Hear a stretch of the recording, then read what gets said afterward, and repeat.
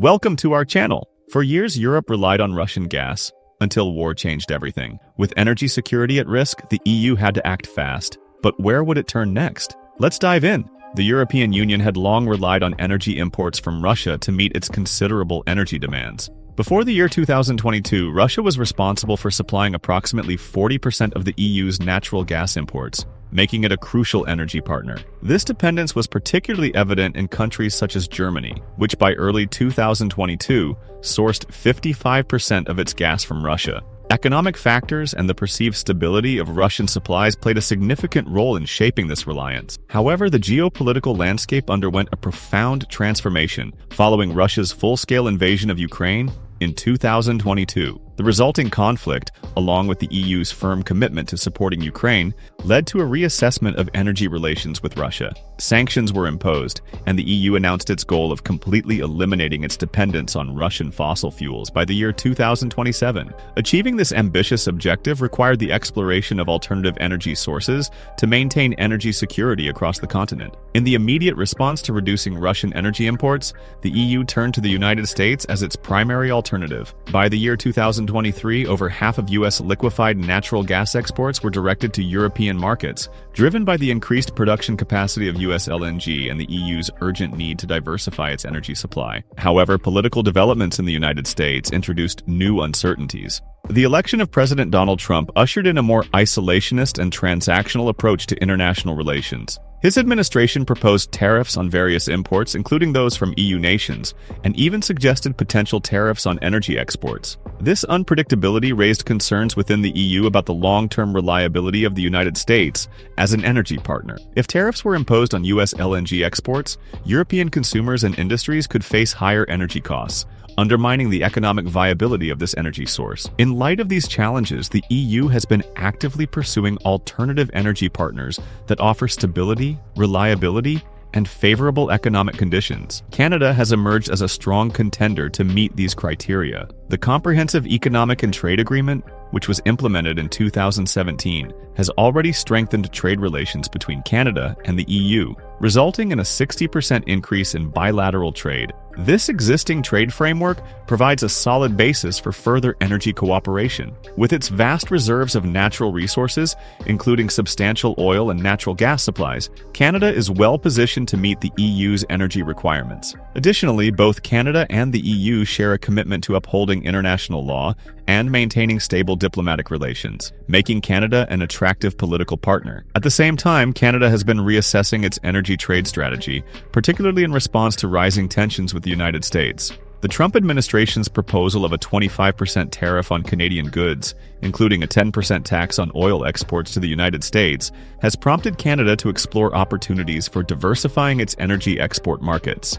Energy Minister Jonathan Wilkinson has advocated for an energy and critical mineral alliance with the United States to ease these tensions. However, expanding energy exports to the EU presents Canada with a strategic opportunity to lessen its economic reliance on the U.S. market. This shift not only aligns with Canada's economic interests, but also supports the EU's objective of securing a stable and diversified energy supply in response to shifting geopolitical dynamics and the pressing need to diversify energy sources. The European Union has been actively strengthening its trade relationship with Canada. A key element of this growing partnership is the Comprehensive Economic and Trade Agreement, which has been provisionally in effect since 2017. This agreement has significantly boosted trade between the two regions, with the exchange of goods reaching 53.3 billion euros in 2020 and climbing to 77 billion euros in 2022. A remarkable 66% increase compared to pre-agreement levels. This growth is not only evident in overall trade figures, but also within specific industries. For example, Canadian merchandise exports to the European Union surged from 22.2 billion euros in 2016 to a record high of 32.5 billion euros in 2021, reflecting a rise of 46.4%. During the same period, Canadian imports of European goods also saw notable growth, increasing by 28.4% to reach 67.5 billion euros in 2021. In the midst of these developments, Canada has been evaluating the possibility of exporting liquefied natural gas directly to Europe. Prime Minister Justin Trudeau has emphasized that ensuring a solid business case is crucial for these exports, particularly as European nations seek alternatives to Russian energy supplies. With rising geopolitical tensions and the need to diversify its energy markets, Canada is accelerating efforts to reduce its dependence on the United States by expanding its trade partnerships worldwide. Historically, Canada has been highly reliant on the United States, with approximately 80% of its exports directed to the American market. This dependency has been particularly evident in the energy sector where,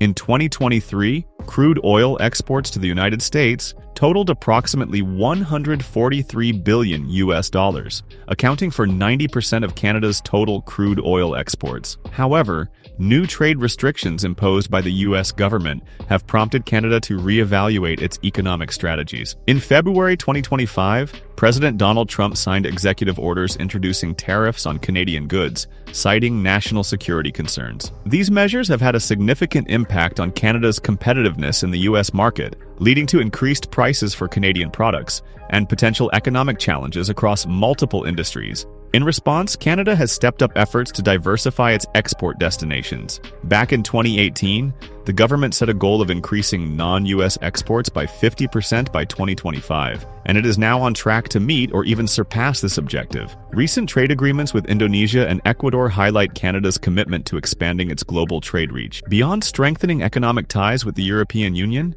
Canada is actively pursuing energy trade opportunities in Asia, particularly with China and Japan. The expansion of the Trans Mountain Pipeline has played a crucial role in boosting crude oil exports to Asian markets. In October 2024, shipments of Canadian heavy sour crude to China reached approximately 240,000 barrels per day, with an average of 150,000 barrels per day between June and October of that year. This surge in exports is largely due to China's growing demand for diverse energy sources and the competitive advantage of shorter shipping times from Canada's Pacific coast. Similarly, Japan has emerged as a key strategic partner in Canada's energy diversification efforts. Forecasts suggest that Japan's demand for liquefied natural gas could rise by more than 10%, reaching around 74 million metric tons by the year 2040. Particularly if the transition to renewable energy progresses more slowly than anticipated. The slower-than-expected progress in renewable energy adoption has highlighted new opportunities for Canada's liquefied natural gas exports.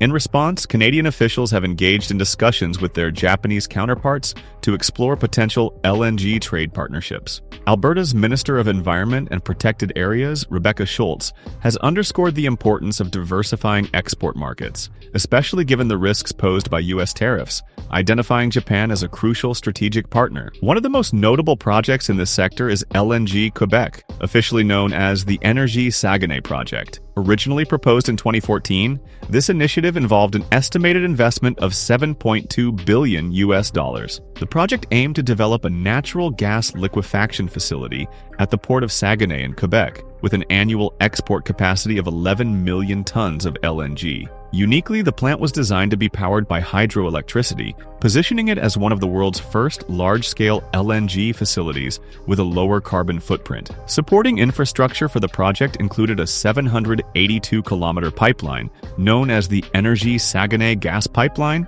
intended to transport natural gas from northeastern Ontario to the liquefaction terminal in Saguenay. Let's pause for a quick moment. If you're enjoying the video so far, we'd really appreciate it if you could take a second to hit the like button. It helps us reach a wider audience, and sharing your thoughts in the comments makes an even bigger impact. Thank you for watching. Now let's dive back in.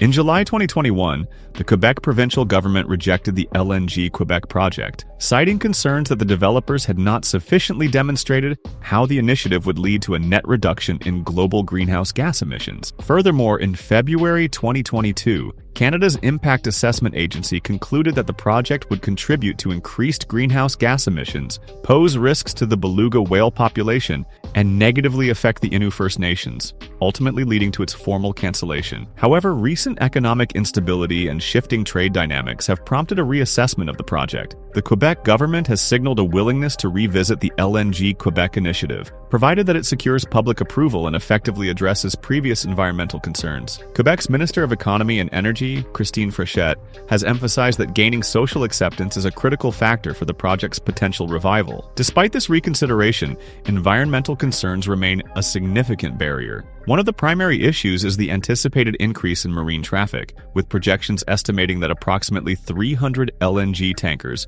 would pass through the Saguenay Fjord each year. This poses a direct threat to the endangered St. Lawrence estuary beluga whale population, which has been in steady decline. Estimates from 2012 indicated that only around 900 individuals remained, with the population continuing to decrease at a rate of about 1% annually. The additional noise and heightened risk of ship collisions could further endanger this vulnerable species. Beyond the impact on marine life, the project's full life cycle greenhouse gas emissions are a major point of contention. From extraction, largely through hydraulic fracturing, to final combustion, the LNG Quebec project is estimated to generate 50 million tons of carbon dioxide equivalent per year over a 25-year period. This amount is comparable to the annual emissions of approximately 15 million cars, raising serious concerns regarding the project's alignment with climate commitments and the objectives outlined in the Paris Agreement. Historically, Canada has been a key supplier of natural gas to the United States, with exports reaching a peak of 3.78 trillion cubic feet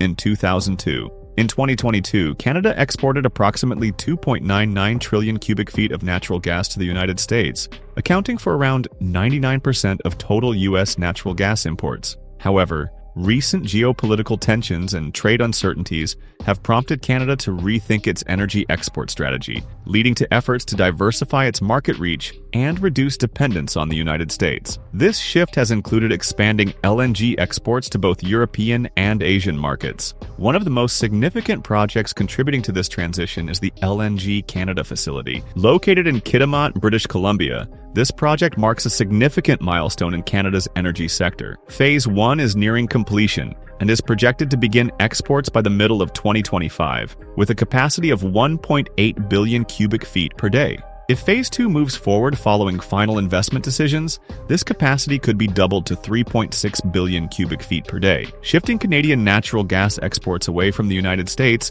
to other international markets could have considerable implications. A reduction in Canadian imports may lead to supply shortages in the United States, potentially driving up domestic prices and heightening energy insecurity, especially during peak demand seasons. Industries that depend on affordable natural gas might experience higher operational costs, which could ultimately translate into increased prices for consumers. For Canada, expanding liquefied natural gas exports to Europe and Asia serves as both a hedge against trade risks tied to reliance on the United States and an opportunity to capitalize on rising global energy demands. This strategic diversification strengthens Canada's energy security and economic stability in the face of shifting geopolitical dynamics. Canada's Trans Mountain pipeline expansion has also played a crucial role in increasing crude oil exports to international markets, particularly in Asia. This expansion has tripled the flow of crude oil from Alberta to Canada's Pacific coast, reaching 890,000 barrels per day. Asian refiners aiming to diversify their sources of crude oil have shown interest in Canadian supply, with countries like South Korea and Japan already receiving shipments.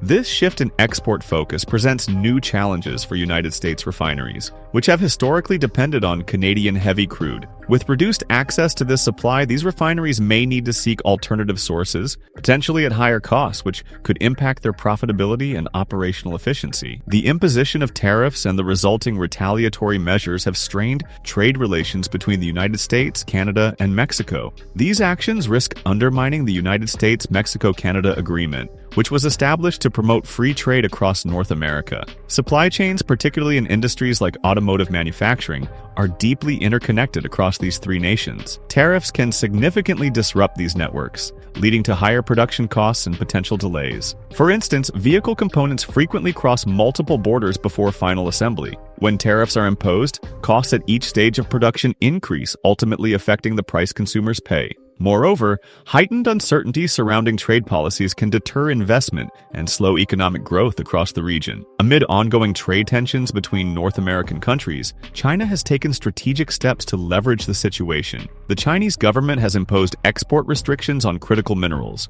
such as gallium and germanium, which are essential for high-tech industries. These materials play a vital role in the production of semiconductors, electric vehicles, and military applications. By limiting exports to the United States, China seeks to apply pressure and gain leverage in trade negotiations. Additionally, China has targeted the United States defense and aerospace sectors with specific tariffs and sanctions, further intensifying the trade dispute. These measures aim to disrupt United States supply chains and create economic challenges for industries vital to national security. Experts warn that prolonged trade disputes among the United States, Canada, and Mexico could inadvertently benefit China by allowing it to fill trade gaps left by disrupted North American relations. To prevent this, there is an urgent need for diplomatic efforts to resolve these disputes and restore stable economic partnerships. Collaborative approaches, such as renegotiating tariffs and addressing mutual concerns, are essential to maintaining the competitiveness and economic well-being of all involved nations. Failing to resolve these issues in a timely manner